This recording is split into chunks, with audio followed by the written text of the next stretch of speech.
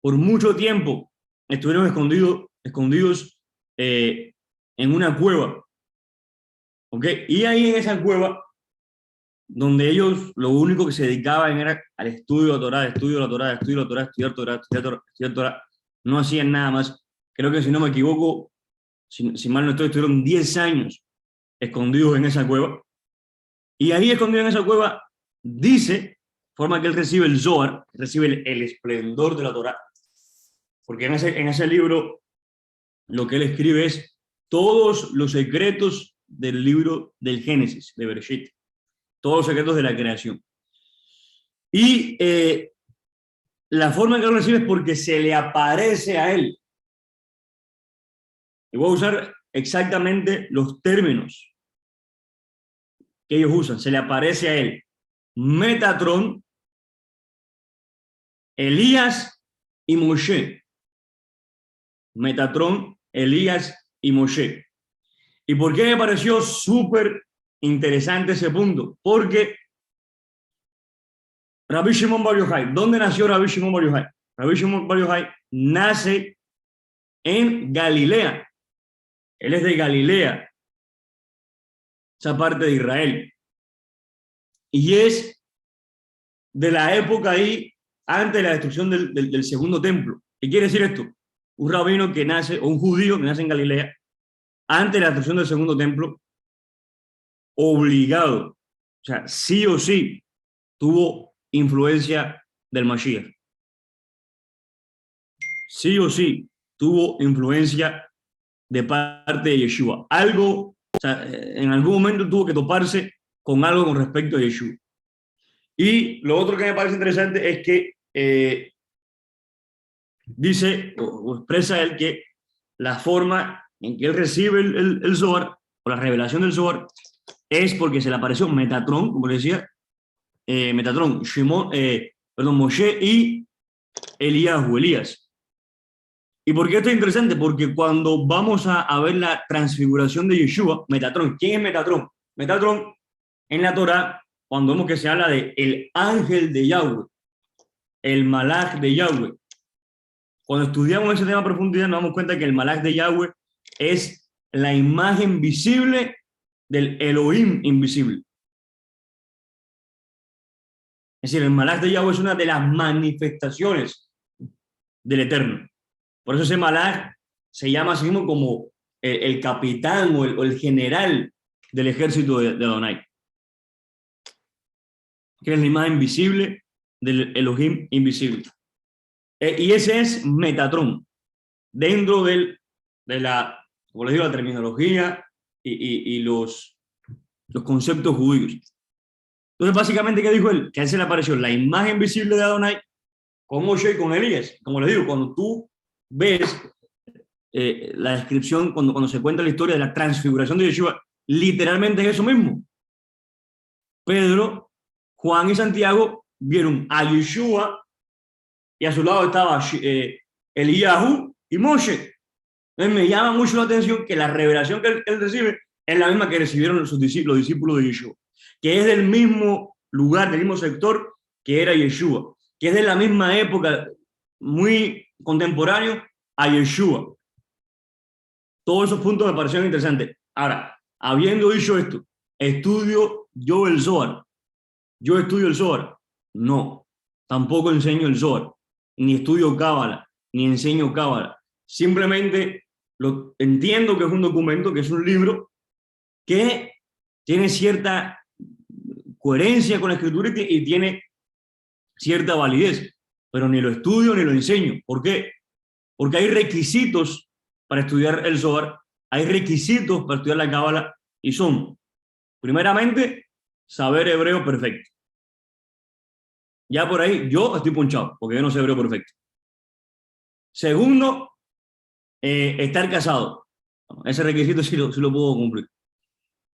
Tercero, ser mayor de 40 años. Ya por ahí ponchado también. Me faltan 20 años todavía para llegar a ser mayor de 40 años. Y por último, saberse la Torá de memoria. Ya casi me la voy aprendiendo, pero tampoco me la sé completa de memoria. Así que de los 4 requisitos, yo nada más tengo uno. Entonces, por eso no estudio la Cábala, no estudio el Zohar ni estudio nada de eso. A lo mejor si cumplieran los requisitos lo estudiaría, bueno, quizás sí, quizás no, no sé. Pero hoy puedo decir que forma parte y le hago este comentario porque forma parte de esta última regla interpretativa, la parte secreta, la parte mística, los secretos ocultos en la Torá, y ahí entran estos documentos, y les digo mi punto de vista, basado en lo que he visto y basado en lo que he investigado. ¿Es un libro que habría que rechazar? No, porque si pienso yo, a mi criterio personal, si vamos a rechazar el Zohar, vamos a rechazar la Cábala, pues rechacemos también el libro de Apocalipsis, porque manejan el mismo lenguaje, manejan el mismo concepto.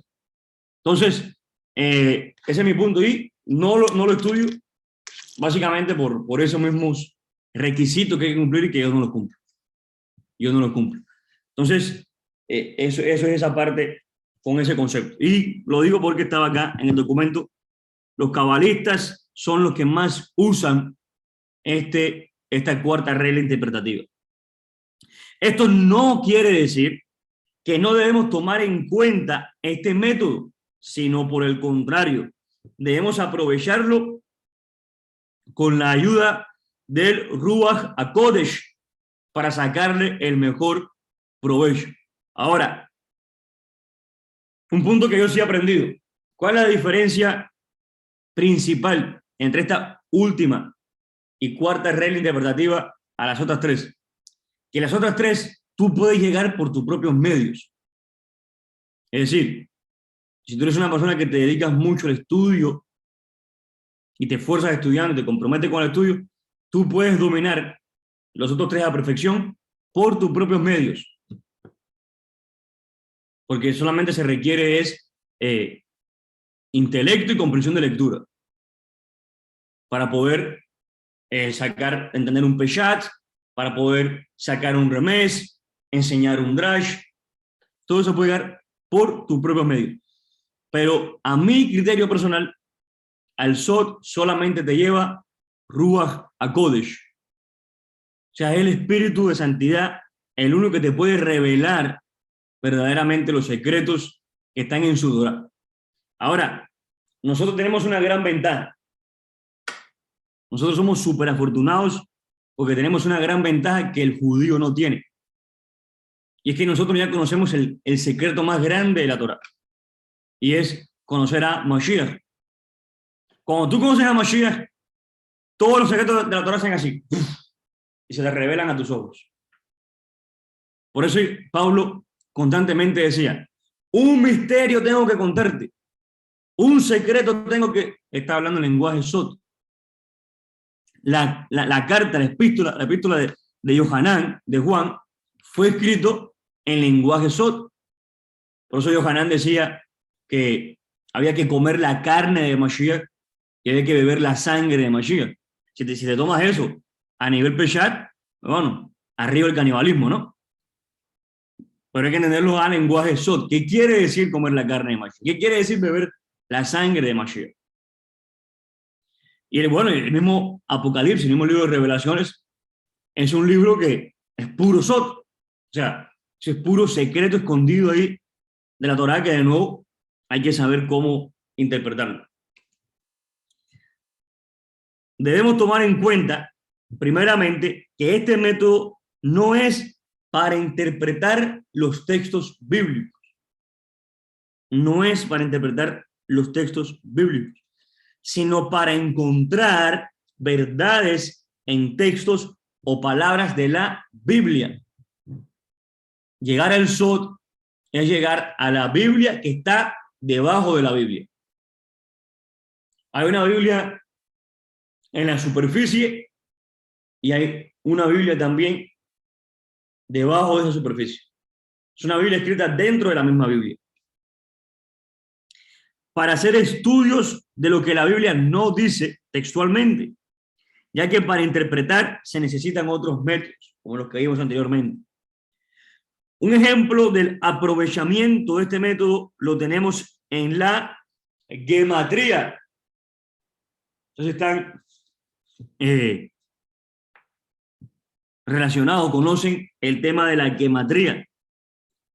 El número 7 en la Torá, número 7 en la Torá, representa, hemos visto muchas veces que representa, el número 7 representa lo perfecto, pero a su vez el número 7 también representa lo natural, el mundo natural. ¿Por qué? Porque en 7 días se hizo este mundo natural. Entonces, todo lo que nos habla del 7 es lo natural, lo físico. Y el octavo es lo sobrenatural. Por eso hay sentido cuando dice que el sacerdote tenía que prepararse durante 7 días. Y en el octavo era ungido. Porque ya cuando llegaba al octavo día, ya le había pasado por un proceso durante 7 días de ir elevándose en este mundo natural. Y en el octavo día ya le había entrado en lo sobrenatural, al conocimiento con lo sobrenatural. Y ahí empezaba a ejercer como Cohen, como sacerdote. Como decía, la creación se realizó en 7 días.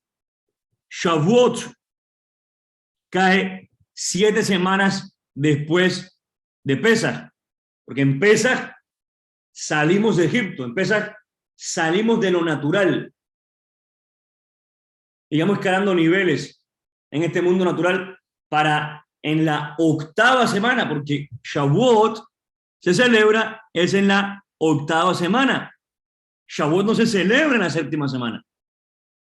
Shavuot se celebra en la octava semana, porque tienes que contar 7 semanas y un día, y ese día se celebra Shavuot. Es decir, sales de Egipto, que representa este mundo de pecado, este mundo natural, y durante 7 semanas te vas preparando, escalando niveles en este mundo natural, para cuando llegues a Shavuot, que es en la octava semana, recibas lo sobrenatural, la Torá.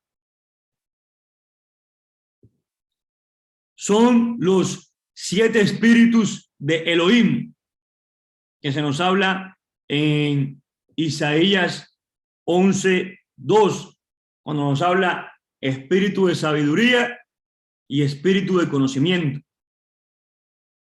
espíritu de consejo y espíritu de poder, espíritu de temor a Adonai y espíritu de conocimiento. Y tenemos el espíritu de Yud He Vav He. Las 7 estrellas que se hablan en el libro de Apocalipsis, que esas 7 estrellas, ¿quiénes representan? Las siete Keilot. Pero la pregunta es, ¿en realidad deberíamos verlo como 7 Keilot? Es decir, vemos en Apocalipsis 2 y 3 que se le escriben carta a 7 congregaciones: Esmirna, Sardis. La pregunta es, ¿deberíamos verlo como 7 Keilot? Porque la Torá nos habla de una Keila. Es una la congregación. Entonces, ¿por qué se escriben a 7 Keilot? Porque se escribe a 7 aspectos distintos. 7 facetas, 7 niveles distintos de esa misma Keilah que es Israel. Como el 7, así también existen diferentes números en la gematría que representan algo. El 12, por ejemplo, no fue casualidad que el Eterno formara un pueblo de 12 tribus. Al mismo Ismael le dio 12 príncipes, porque era parte de la promesa a Abraham. El 12 representa gobiernos. Se hablan de los 12 tronos en el Olam Abba, en el mundo venidero. El 40, el número 40 también es un número simbólico en la Torá. 40 días de diluvio, 40 días Moshe estuvo en el monte Sinaí. 40 días fueron los espías a la tierra, 40 años pasó el pueblo de Israel en el desierto. 40 días estuvo Yeshua en el desierto, ayunando. Y el número 13, que para el mundo el 13 es mala suerte. Yo no sé si allá en Europa, en España, sucede igual, pero aquí en Estados Unidos, en los edificios, es muy raro que tú te encuentres el apartamento número 13. No ponen el apartamento número 13. Ya, 1, 10, 11, 12, 14, 15, 16, pero no ponen el 13, por superstición. Porque para el mundo el 13, viernes 13, ¿no? Mala suerte. Como también dice, hay un dicho, por acá también, no sé si también estará por allá por España, para el martes no te, ¿cómo se llama? Ya se me olvidó el dicho ya. ¿Cómo ya no sale ese mundo? Ni te cases, bueno, dice ni te cases ni te embarques. El martes ni te cases ni te embarques. Porque el martes también lo tienen como un día más suerte, pero el martes es el tercer día de la creación. Y el martes es el día de doble bendición. Para el mundo es un día de mala suerte, pero para los que están en Torah, martes es el día de doble bendición. Eso es lo importante de tener una conciencia espiritual correcta, objetiva. Entonces, algo interesante con respecto al 13. Algo bien interesante con respecto al 13.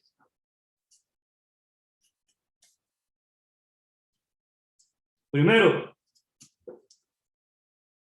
nuestro pueblo en hebreo se llama Israel, ¿correcto? Israel.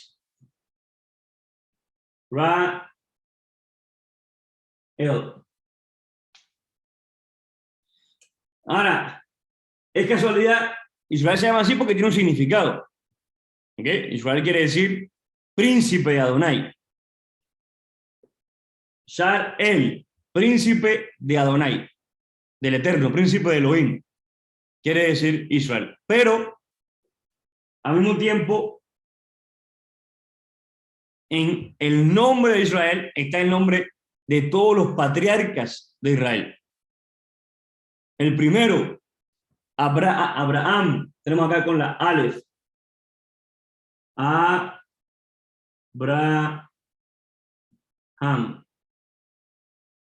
Abraham. Después de Abraham, ahora tenemos Itzhak. Itzhak.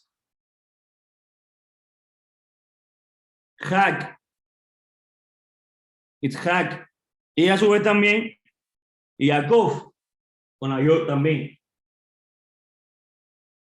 Jacob.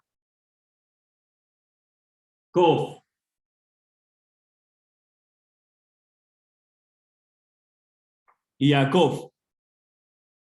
Pero también está el nombre de las matriarcas. Sara,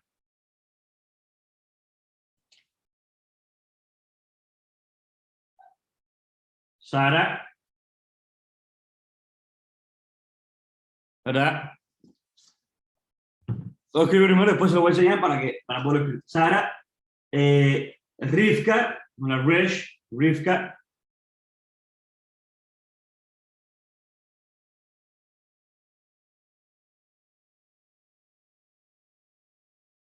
Rivka, con Kof. Rachel, también con la Resh.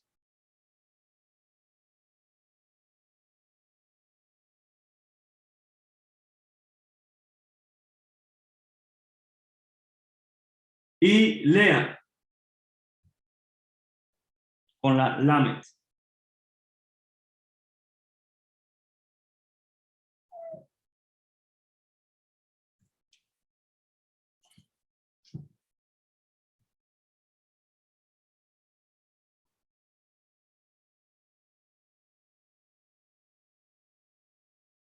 Lea, ahí está. Todos patriarcas. Abraham, Isaac y Jacob. Empieza con la Aleph, tenemos la Aleph, la Yod, tenemos la Yod, la Yod, tenemos la Yod. Sara, Rivka, Rachel y Lea. Sara con la Shin, tenemos la Shin. La Resh de Rivka, tenemos la Resh aquí. La Resh de Rachel, tenemos la Resh aquí. Y la Lamed, tenemos la Lamed de Lea. Es decir, dentro del nombre de Israel está en el nombre de los Abot, los Abonim y los Abot, los padres, los patriarcas. Los patriarcas y las matriarcas de Israel. Ahora, algo también interesante.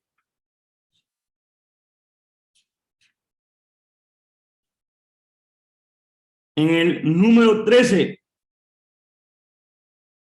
están los patriarcas. Tenemos 1, 2, 3, 4, 5, 6, 7, 8, 9, 10, 11, 12 y 13. 13 letras en el nombre de los patriarcas y las matriarcas. 1, 2, 3, 4, 5, 6, 7, 8, 9, 10, 11, 12 y 13 letras también. 13 en el nombre de los patriarcas, 13 en el nombre de las matriarcas. ¿Y qué tiene de representativo el número 13? Con el número 13 se escribe la palabra, por ejemplo, escribimos acá la palabra Ahaba.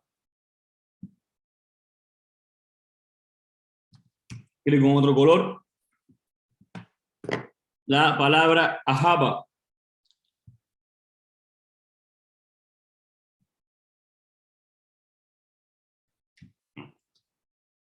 Vamos a enfrente para escribirlo mejor.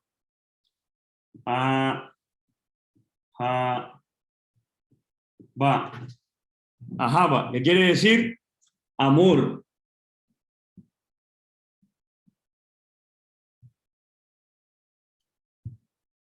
La Aleph que vale 1, la Hei que vale 5, la Bet que vale 2 y G de nuevo 5, 5 y 5, 10, 2 y 1, 13. Y con este número también se escribe la palabra Ejat. Se escribe Aleph, Het, Dalet.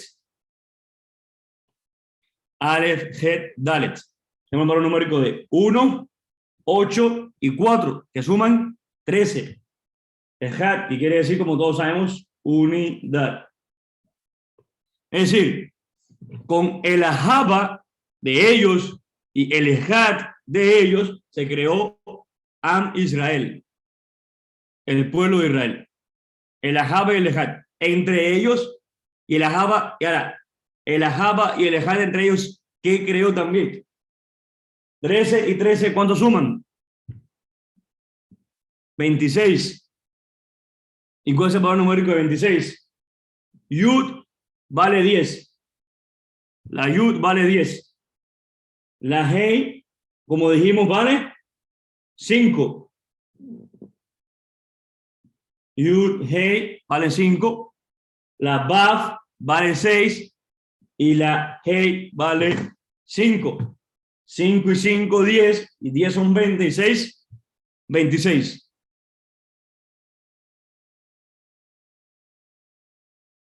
Pues, ¿cuál es el propósito de Israel? El propósito de todos los patriarcas. Revelar el nombre del Creador.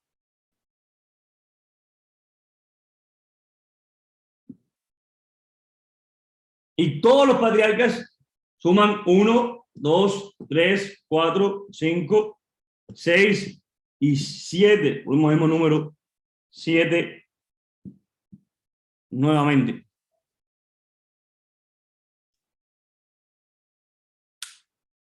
Este es algunos de los ejemplos que se pueden captar, recibir enseñanzas a través de la gematría.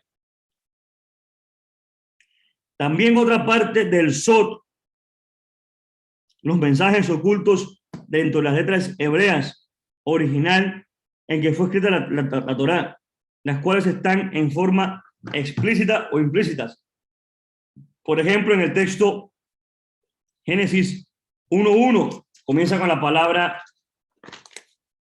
Bereshit, en el principio. Y como cosa curiosa, la letra puesta más grande que las demás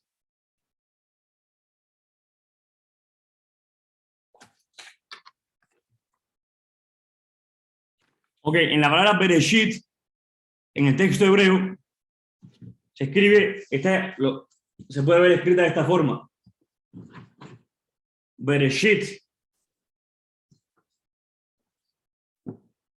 En el texto hebreo se ve escrita así. Bet, re, shit. Bereshit.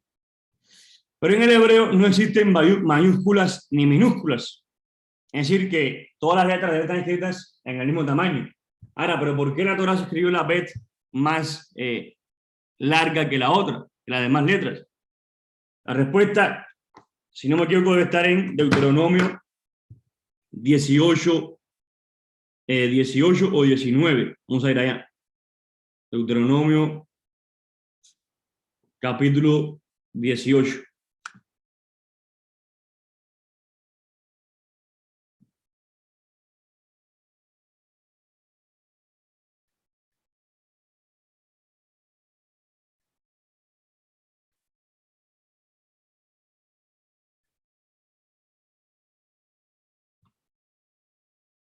Perdón, Deuteronomio 29, 29, más bien. Deuteronomio 29, 29. Donde dice, las cosas secretas pertenecen a nuestro Elohim, mas las cosas reveladas pertenecen a nosotros y a nuestros hijos, a fin de que guardemos todas las palabras de esta ley. Las cosas secretas. Entonces dice que la palabra Bereshit, lo que nos está enseñando es Bereshit, que denota la creación. Es decir, ahí empezó la creación. Y nos enseña por qué está esta letra más grande que el resto. Porque esta letra de este lado está abierta, de este lado. Pero de este lado está cerrada. Con lo cual nos está diciendo, no te pongas a hablar o a preguntar de lo que está de aquí para allá. Porque no te pertenece a ti. No es para el hombre, está oculto al hombre. Nadie sabe, ni nadie nunca va a poder entender, a no ser cuando venga Mashiach y nos lo explique, pero hoy por hoy nadie puede hablar antes de la creación. Porque está oculto para nosotros, no nos pertenece. Si el Eterno un día lo quiere revelar, Él lo va a hacer porque le pertenece a Él. Pero a lo que nosotros pertenece es de esta letra en adelante. Porque de esta puerta está abierta, esta puerta está cerrada. Una puerta cerrada para nosotros. Unas cosas secretas que le pertenecen a Él. Por eso, en la palabra Bereshit al principio está esa letra escrita más grande que las demás letras, cuando en hebreo no existen ni mayúsculas ni minúsculas. ¿Sí? No hay por qué escribir letras más grandes que otras. En el Shema de Israel, vemos algo parecido. Es en hebreo Shema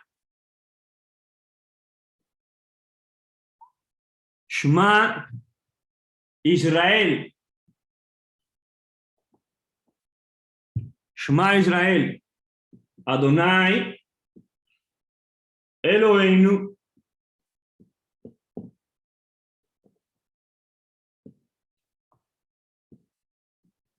Adonai Echad.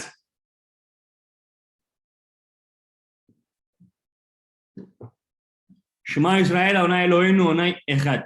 ¿Qué sucede? Lo mismo. Esta Ain del Shema y esta Dalet de la palabra Echad aparecen escritas más grandes que el resto de las letras. Y cuando tú tomas estas dos letras, Ain, Dalet,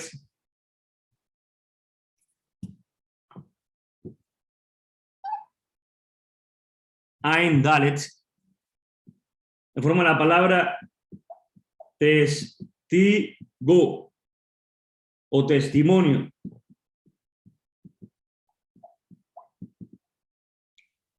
¿Y cuál es la orden con respecto a estas palabras? Tenerlas en todas partes. Que tú hables de ellas sentado en la mesa, andando por el camino, constantemente estén en tus bocas estas palabras. Que te las pongas como frontal entre tus ojos, en tu brazo. Dice como señal, como una señal. Que las pongas en las jambas de tus puertas. Es decir, estas palabras son testigos, son para dar testimonio de que nosotros, el pueblo de Israel, servimos a un uno y único Dios. Una fe monoteísta. Y que ese Dios es Yud, Hei, Vav, Hei. Dan testimonio de nuestra emuná. Nos hacen testigos de nuestra emuná. Otro dato interesante con respecto a las palabras. Con respecto a las palabras. La Torá, la primera palabra de la Torá es la palabra Bereshit. Bereshit. ¿Ah? Bereshit. Y la última palabra de la Torá, ¿alguien sabe cuál es? La última palabra.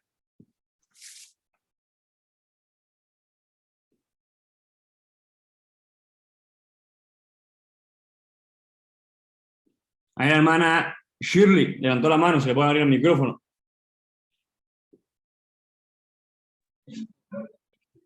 La última palabra de la Torá es Israel. Correcto, Israel.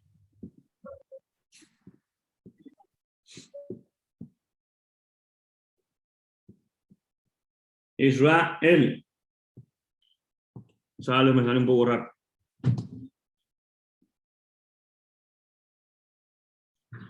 La última palabra de la Torá es Israel. Ahora, ustedes quieren saber cuál es el verdadero, dice en el libro de Proverbios, dice, de toda cosa guardada, guarda tu corazón. De toda cosa guardada, guarda tu corazón. También dice la Torá, ama al Eterno tu Elohim con todo el corazón. Y vemos que esto es un tema importante o una palabra importante en la escritura, el corazón. ¿Para quieren saber cuál es el verdadero corazón?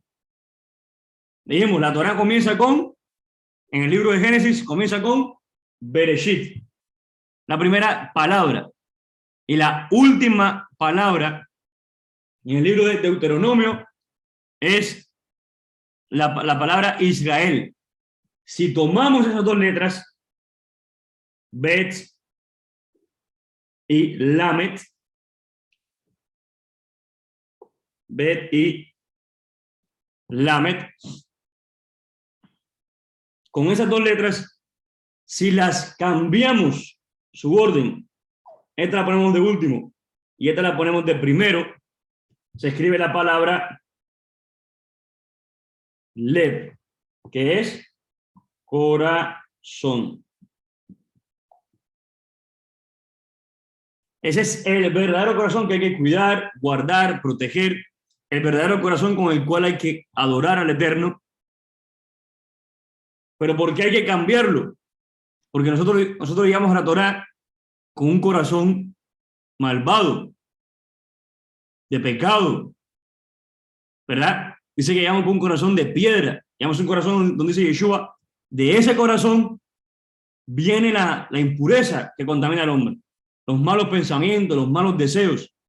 Ese es este corazón. Entonces, tiene que ser cambiado tiene que ser transformado, tiene que cambiar para que sea el corazón de la Torá.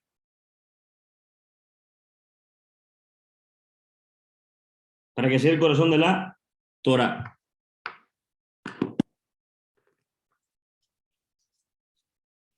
También existe algunas partes en la Torá donde la letra Nun está invertida.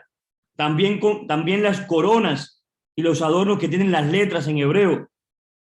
La Biblia tiene la forma de un gigantesco crucigrama. Está codificada de principio a fin con palabras que al conectar entre sí revelan una historia oculta. Hay una Biblia debajo de la Biblia, como le decía al principio, lo cual sugiere que hay otra Biblia codificada dentro de la historia que abiertamente narra el texto. A Joseph, el hijo de Jacob, el faraón le cambió el nombre de Joseph, se lo cambió a Sanaft Panea, quiere decir el que descifra los misterios. La Torá, perdón, los acontecimientos impactantes dentro del pueblo de Israel siempre están marcados dentro de la Torá. Están codificados allá adentro.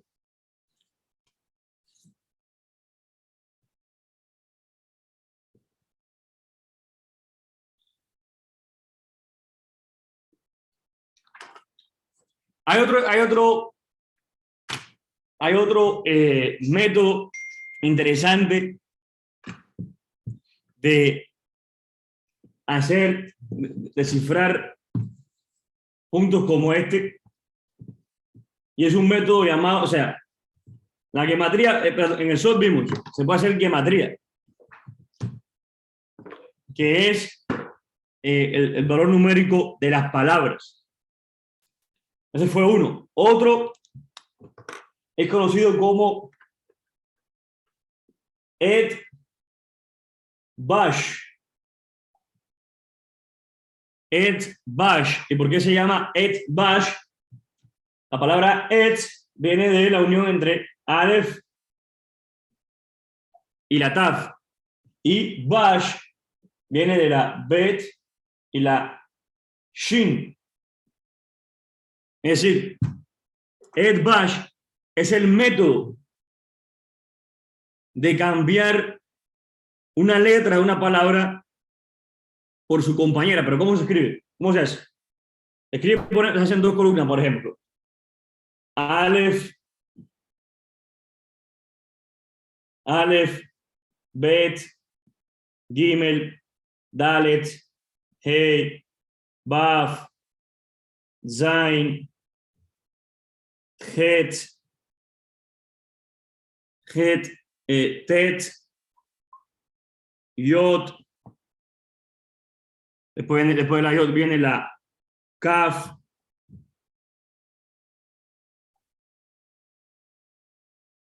y Mem, ¿verdad?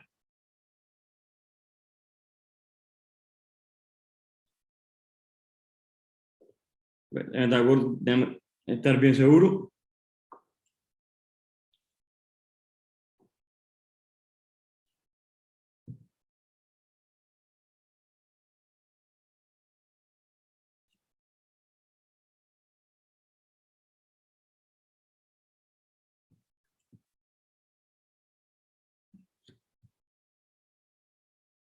Aleph, Bet, Gimel, Dalet, Hey, Baf, Zain, Het, Tet, Yod, Yod, Kaf,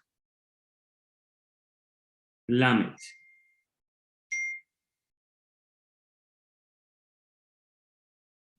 Lamet, después viene la Mem,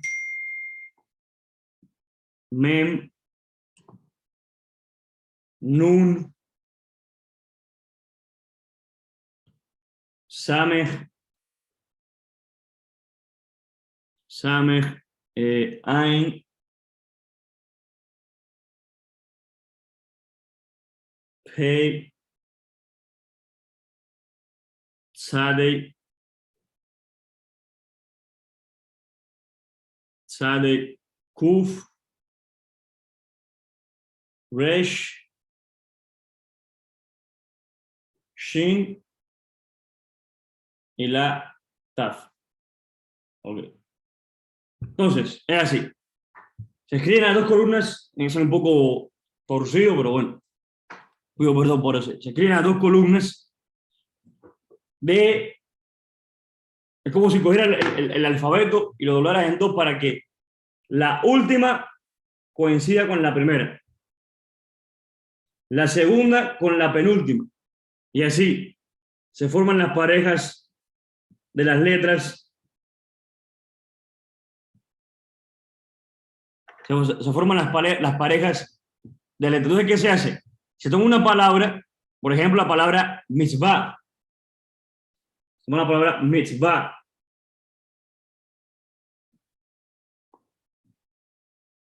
Mitzvah.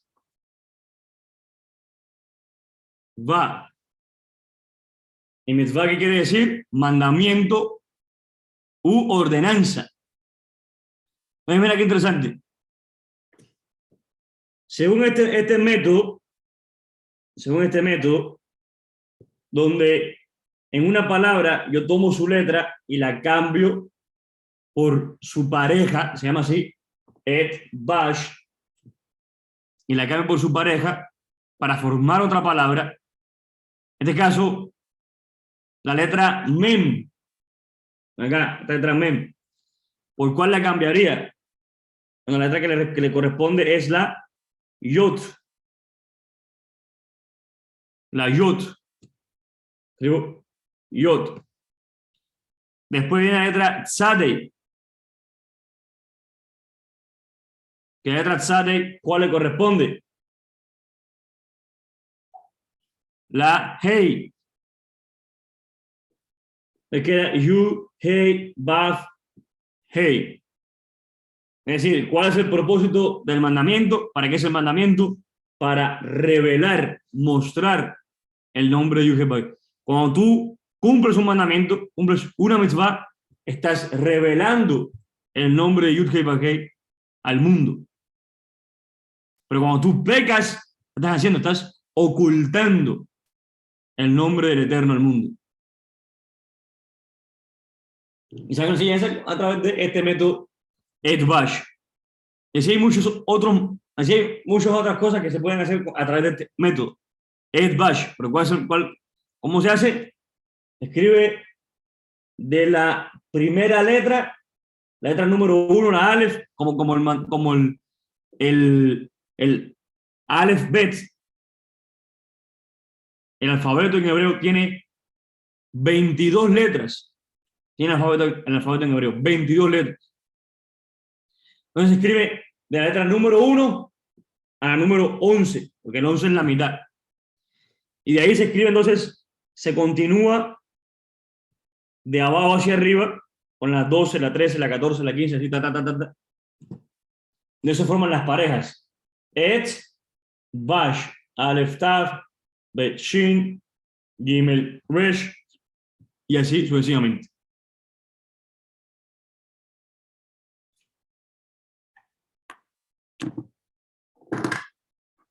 Y eso forma parte del concepto SOT.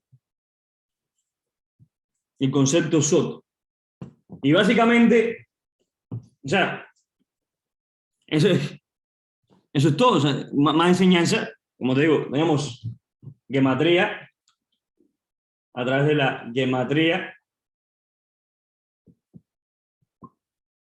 que es la matemática de las palabras hebreas.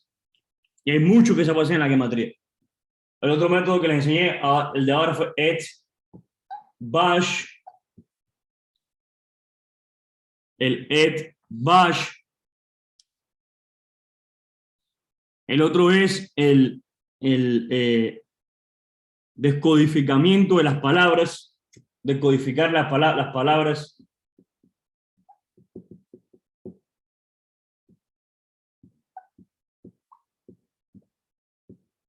¿Ok? Por ejemplo, la palabra Bereshit.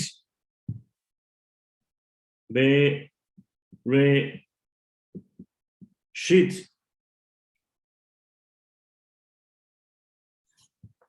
Bereshit. ¿Qué quiere decir la palabra Bereshit? Se puede tomar, en la palabra Bereshit se puede tomar la letra Bet, Yod y Taf. Y se escribe Beit. ¿Qué quiere decir Beit? Casa. Y quedan las letras Shin, Aleph, Rosh. Shin, perdón, Resh, Aleph, Shin. Resh, Aleph, Shin. Que con eso que se escribe cabeza. Es decir, ¿qué es la creación? La casa es la casa de aquel que es la cabeza. En la creación, el Eterno se estaba construyendo un templo.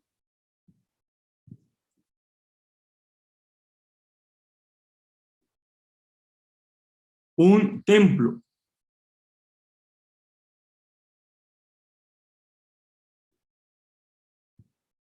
Eso es decodificar las palabras. Otro método también.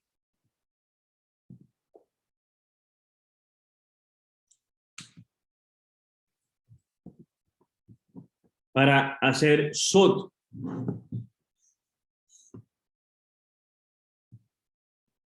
Otro método de hacer sot también es las conexiones proféticas de las palabras. Voy por el mismo punto, pongo un ejemplo de nuevo. El primer versículo de la creación. Bereshit, Bereshit,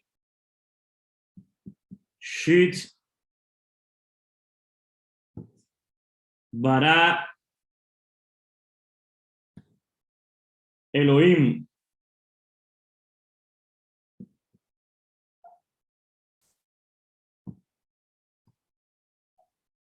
Elohim. Et Hashamayim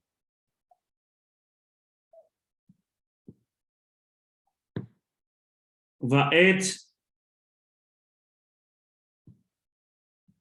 Haaretz.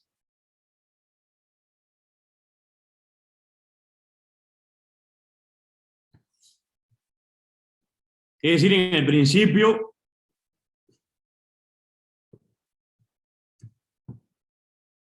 bueno, aquí Bereshit,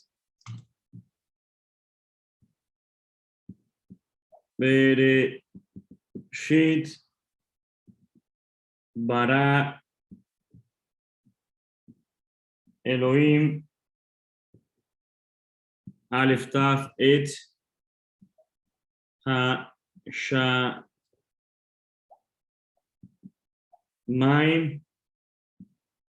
Vaet, Haaretz.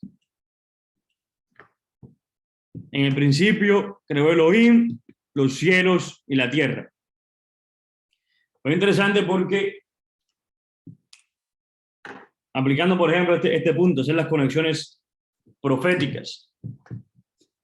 La palabra Bereshit la vamos a conectar con la palabra, con la festividad de Pesach.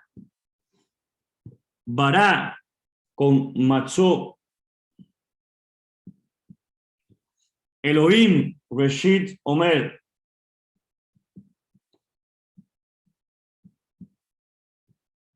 Aleph Taf con Shavuot.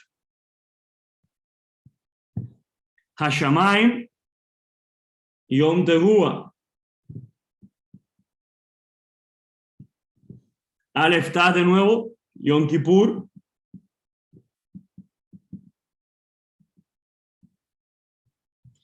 Y Haaretz con Sukkot.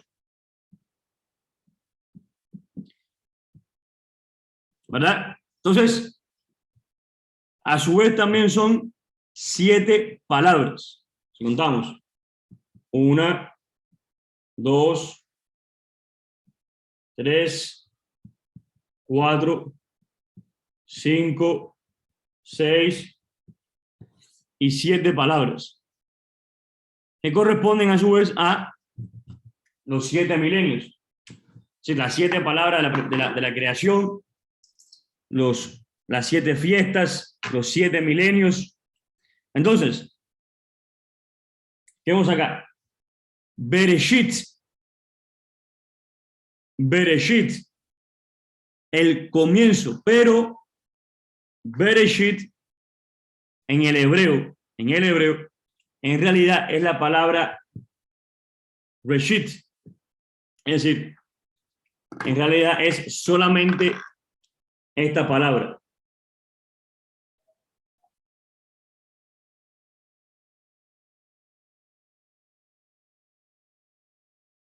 ¿Ok? Bet es solamente el prefijo para decir que es en el principio. Pero la palabra como tal es Reshit, principio. ¿Y por qué es importante esto? Porque Reshit, cuando vamos a, por ejemplo, a Apocalipsis 3:14. Apocalipsis capítulo 3, versículo 14 dice: y escribe al malaj en la Odisea, he aquí el amén, el testigo de la fidelidad y de la verdad. El Reshit, el principio de la creación de Elohim. Es decir, Yeshua se está identificando como este. Acá, como el Reshit. Es decir, él mismo está diciendo, yo soy ese Reshit, yo soy ese principio. Con lo cual, Pesaj, ¿qué representa Pesaj? El sacrificio del principio, de aquel que es el principio de toda la creación. Es una forma de ver que por donde quiera que tú lo mires, quien murió en ese madero sacrificado en Pesaj fue el creador de todo esto. El Reshit, el que hizo todo esto. Ahora la palabra Bará, que está conectado con la fiesta de Matzot. La palabra Bará, conectada con la fiesta de Matzot. ¿Por qué conectada con la fiesta de Matzot? Porque Matzot es el pan sin levadura. Y Bará es la creación. Pero el Eterno es el único que puede ser llamado Boré. Es decir, es el único que puede hacer Bará. Es el único que puede crear, porque Bará quiere decir crear sin materia prima. El ser humano, todo lo que crea, usa una materia prima. Si lo que va a crear es una silla, pues usa madera, clavos, puntillas, las herramientas. O sea, necesita de una materia para poder crear lo que va a hacer. Pero Dios crea de la nada. Es decir, ¿por qué Bara está conectado con Matzot? Porque somos una creación nueva, ¿sí? De la nada, sin el pecado, sin contaminación. Somos una nueva creación. Cuando nosotros nos vemos, después que una persona hace tevilá, hace la inmersión, se tiene que ver como esa nueva creación. Yo fui creado de nuevo, yo volví a nacer, yo fui a volver a ser creado, sin pecado. Ya las cosas viejas pasaron, no hay nada, no me interesa nada. Como esta letra Bet. No me interesa lo que pasó anterior. Mi vida empieza de esa Bet en adelante, de sacrificio de Mashiach en adelante, y soy una nueva creación. No me interesa lo que pasó anteriormente. Soy algo nuevo. Reshit Omer, conectado con Elohim. ¿Por qué Reshit Omer está conectado con Elohim? Porque ¿qué es Reshit Omer? La resurrección de Mashiach. Es decir, nos está confirmando que quien resucitó fue Elohim. Elohim es el que resucitó entre los muertos. No, no era un ser humano, es Elohim. Yeshua es Elohim. Aleph Tav, con la festividad de Shavuot. Aleph Tav, con la festividad de Shavuot. ¿Por qué está conectado? Porque Aleph Tav, ¿quién es? Yeshua. Yo soy la Aleph y la Tav. Entonces, en Shavuot, antes de Shavuot, su forma física, antes de Shavuot, la forma física visible de Yeshua subió a los Shamaim y los discípulos lo vieron. Y había unos ángeles ahí que le dijeron, así como ustedes lo vieron subir, así mismo lo van a ver bajar. Y la forma física subió, y en Shavuot la forma Aleph Tav, en forma de Ruach HaKodesh, en forma de espíritu de santidad, descendió sobre los discípulos. Yom Teruah, porque está conectado con Hashamayim, los cielos. Porque en Yom Teruah sonará la final trompeta. Y en los mismos Shamaim, vamos a ver a quién. A Mashiach, regresando en segunda venida. Después viene Aleph Tav de nuevo en Yom Kippur. Pero si se fijan, esa Aleph Tav en el hebreo aparece con una Baf delante. Acá, a ver, acá no tiene nada. Está Aleph Tav sola. Pero acá aparece Aleph Tav con una Baf delante. La Baf en el hebreo pictográfico es representada por un clavo. ¿Qué quiere decir esto? Que Yeshua, cuando vuelva a regresar, y sabe que regresará, él regresa entre, o sea, su regreso abarca la festividad de Yom Teruah y Yom Kippur.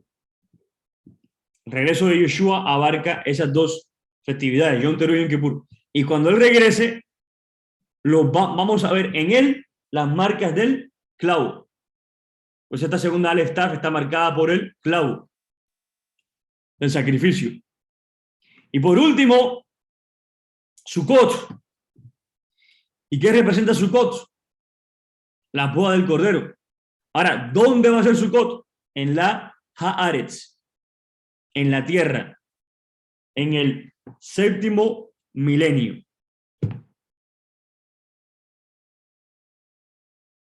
Entonces, este otro método de que todo está codificado y escondido en el primer versículo de la Torá. Ya el primer versículo de la Torá nos cuenta toda la historia. Está ahí codificado, escondido. Hay otros ejemplos más que podemos ver. Hay el Roe me dirá cómo andamos de tiempo. Sí, hermano mío, todavía faltan 20 minutos para llegar a 9:30.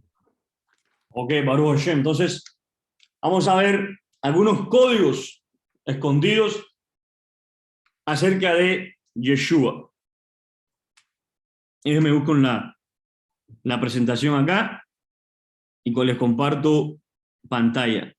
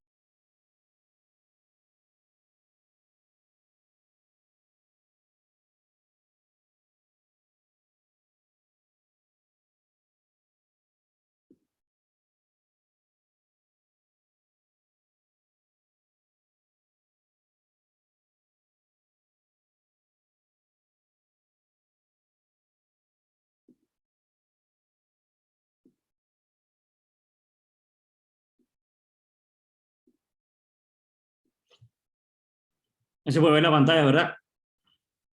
Sí, pastor, sí, está bien. Baruch Hashem. Este es otro código bien interesante. Hay un libro hecho que se llama así, The Bible Code, o el código de la Biblia. Y ahí se encuentran varias cosas que han codificado de la escritura. Una de ellas es algo bien simple. Interesante cuando tú vas al libro de Génesis, de Bereshit, esto es lo que le comentaba. En la Torá, esa letra Bet aparece más grande que el resto. Era por eso que le decía, ¿no? Diciéndonos de que todo lo que está antes de esa Bet, el Eterno no lo tiene para nosotros, no nos interesa. Nos interesa es entender y conocer lo que está de la Bet hacia adelante. Y de ahí, cuando tú cuentas cada 50 letras, aparece una de las letras para escribir la palabra Torah. Entonces, por ejemplo, la Taf, y cuentas 50, 1, 2, 3, 4, llegas a la Baf. Esto está marcado así porque yo personalmente ¿cómo se llama? Lo verifiqué y dije, bueno, voy a tomarlo y tomé mi Humash y empecé a contar 1, 2, 3, 4 y exacto, da cada 50 letras. Llegas a una letra para escribir la palabra Torah. En el libro de Shemot, de Éxodo, va y ocurre lo mismo de nuevo. Toma la letra Taf y a partir de ahí empiezas a contar 50 letras y vas escribiendo la palabra Torah. ¿Ok? Ahora, en el libro de Levíticos no sucede así. Esa cuenta ya no da en el libro de Levíticos. No vas a hallar más cada 50 letras una letra en la palabra Torah, sino que cada 7 letras vas a encontrar la palabra, una letra del nombre Yud Hei Vav Hei. Se va a encontrar la Yud y cuentas 7. 1, 2, 3, 4, 5, 6 y 7. Y la siguiente letra es la letra del nombre. 1, 2, 3, 4, 5, 6 y 7. Y la siguiente letra es la otra letra del nombre. 1, 2, 3, 4, 5, 6 y 7. Y la siguiente letra es la letra del nombre. Yud Hei Vav Hei. Entonces, en Génesis y en Éxodo aparece Torah, pero en Levítico aparece Yud Hei Vav Hei. En Números sí aparece la palabra Torah, pero de atrás para adelante. O sea, si se dan cuenta acá, Torah se escribe Taf, Vav, Resh, Hei. Pero ya el número aparece al revés. Hei, Resh, Vav, Taf. También cada 50 letras. Y en Deuteronomio, lo mismo. Aparece Hei, Resh, Vav, Taf. Es decir, Torah escrito al revés. Éxodo y Génesis aparece Torah escrito hacia esta dirección. En Número y Deuteronomio hacia esta dirección. Y en el centro aparece el libro de Levíticos Yud, Hei, Vav, Hei. Esto porque es interesante, porque dice en Números 8. Habló el Eterno a Moisés diciendo, habla a Aarón y dile que encienda las lámparas, las 7 lámparas alumbrarán hacia el candelero. Es decir, estas 7 lámparas de la menorá, las del lado derecho, las 3 del lado derecho tenían que alumbrar hacia el izquierdo. Y las 3 del lado izquierdo tenían que alumbrar hacia el derecho. Que quedaran mirando hacia el centro. Y de esa misma forma está codificada la Torah. Génesis, Éxodo, te llevan hacia Levítico. Y Deuteronomio y Número te llevan hacia Levítico. Es interesante porque Levíticos es todo el sacrificio. Todas las instrucciones con respecto a los sacrificios. Es decir, toda la Torah te tiene que llevar al sacrificio de Adonai. de Yud Hei Vav Hei, porque ese es el nombre que aparece, Yud Hei Vav Hei, el nombre que aparece en el libro de Levítico, aparece codificado. Es bien interesante porque la Torá nos lleva al Mashiach, Y tenía acá, qué lástima, tenía acá, si no voy a tener que mostrarlo de otra manera, tenía acá otra presentación de unos códigos, pero del nombre de Yeshua.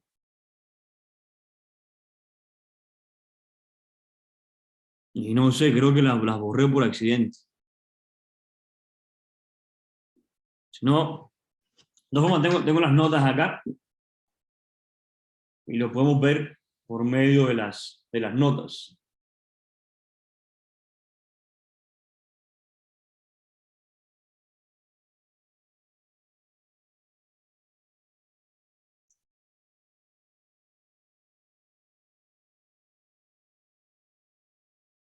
Ahí está, son bien simples. Voy a buscar el texto en hebreo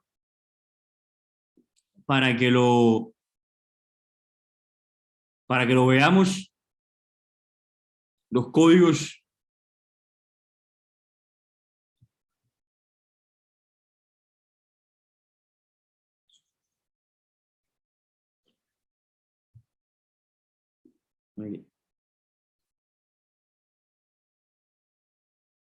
Y el primero de ellos está en Levíticos capítulo 9.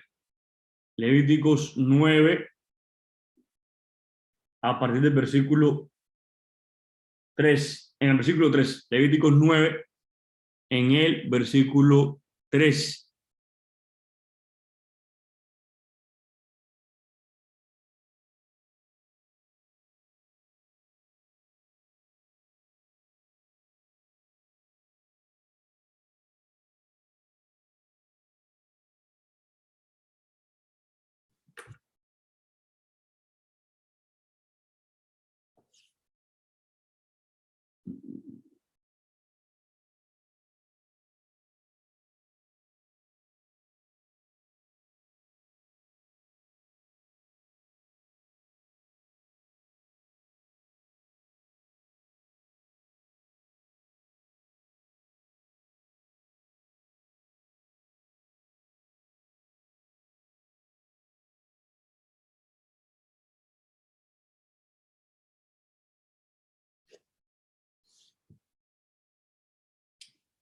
No, perdón, está en Isaías 53. Ahora sí, si no tiene sentido esto que estoy viendo aquí. Isaías 53. Isaías, capítulo 53. Bueno, en Isaías 53, del 8 al 10, los versículos del 8 al 10. O sea, acá va a ser muy complicado poder verlo, ¿no? Se me borró ese estudio, voy a tener que hacerlo de nuevo y después enseñárselo a ustedes. Pero en Isaías, capítulo 53, mete Isaías 53, en los versículos 8 al 10, cada 22 letras, si contamos cada 22 letras, aparece la frase Shemi Yeshua, que quiere decir mi nombre es Yeshua. Porque cuando vamos a Isaías 53, yo sé que así como, tal vez así como os estoy diciendo, sin poder verlo físicamente, podría ser difícil de entender, pero bueno, de pronto para la semana que viene, porque ya hoy terminamos con el tema del exégesis. Hoy tocando el último punto del SOT,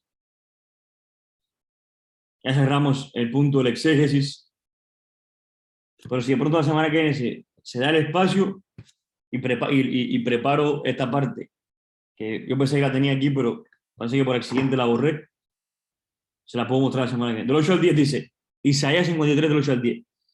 Por cárcel y por juicio fue quitado, y su generación, ¿quién la contará? Porque fue cortado de la tierra de los vivientes, y por rebelión de mi pueblo fue herido, y se dispuso con los impíos su sepultura, mas con los ricos en su muerte, aunque nunca hizo maldad ni hubo engaño en su boca. Con todo esto Adonai quiso quebrantarlo, sujetándole a padecimiento.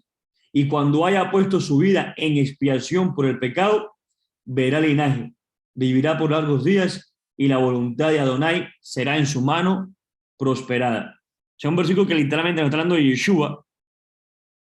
Ahí en cuando tú lo ves en el hebreo y cuentas cada 22 letras, aparece la frase, se escribe la frase Shemi Yeshua, que quiere decir mi nombre es Yeshua.